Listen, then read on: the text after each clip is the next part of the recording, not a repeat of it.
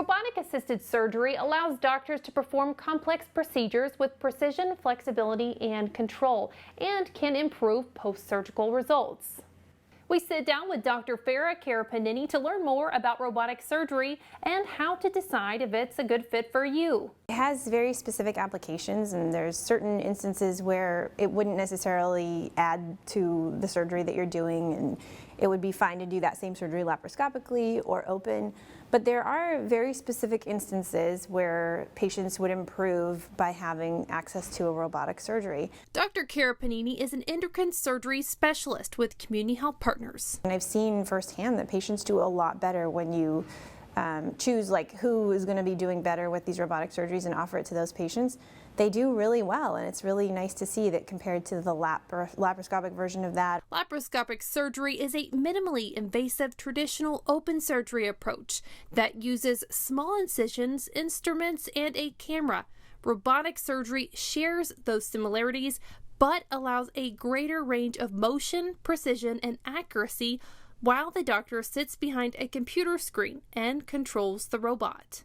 One of the things we have to keep in mind these days is that patients are more obese than they were before, and that's just something that we have to deal with. And our options are to tell patients to try to lose weight before we do the surgery. Sometimes that's not possible. Sometimes they're too symptomatic to wait.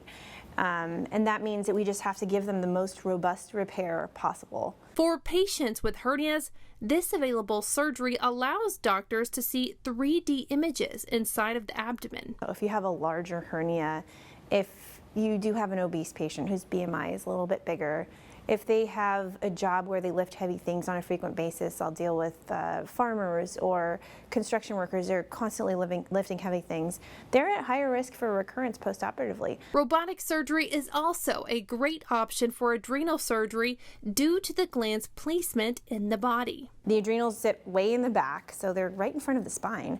So there's a lot of angulation that needs to happen when you do surgery, and the adrenal glands are really close to a lot of really important structures. And it's really nice to have these delicate movements that are just much more precise. Gallbladder removal surgery or cholecystectomy can even benefit from this new technology. There are definite instances where a robotic cholecystectomy will prevent you from having to convert to an open procedure.